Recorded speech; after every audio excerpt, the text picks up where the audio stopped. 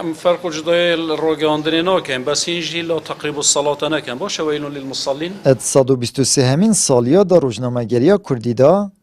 روزنامه‌وان دهوکی گازنده یاد کنود بجن جداهیت نوبر دزگین را گهاندنی داد هتا کرن اوبتنه بود دزگین سیبر و سرب دستالات وهیه هر بابده که آزرینن و دیفچونه بوبکن و زانیاریام دست ببینن. دو شرفی و اد سالن در بازبویجی دا روزنامه‌وان اگل دهوکی هاتیه تیرور کرن او تانها جی بکو جنوید دیار نینن. چندین روزنامه‌وان و آزادی خواست جی بریارین حزبی و سیاسی هاتین زندان کرن او بریارا دست سرکرنه بو هندک اندیتر جی در کفتیه. کنها بشکوان بود در ویزون زر چوینه. وک ام روزنامه‌وان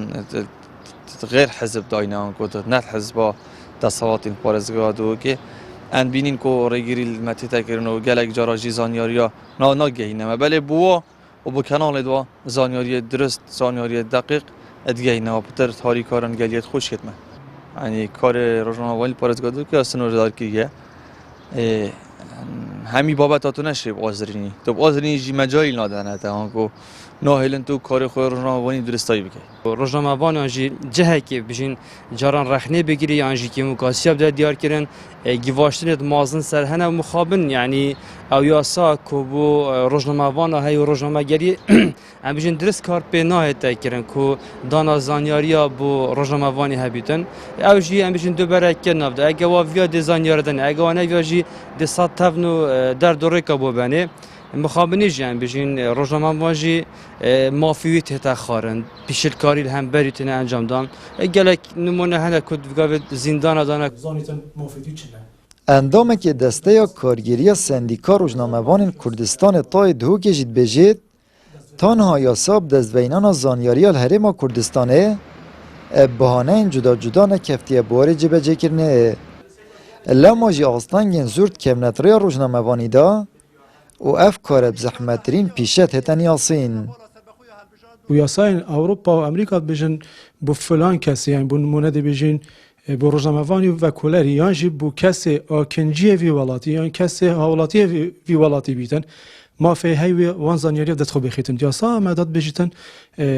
هر کسی که بیت. اوجی یعنی درجه که مطلقه ویریجی جهك ونقومانا كي تشيت كاتا يعني اكي عند جرى ما بحث كان وقتي ما فاكولين اكثر بياسايت كركو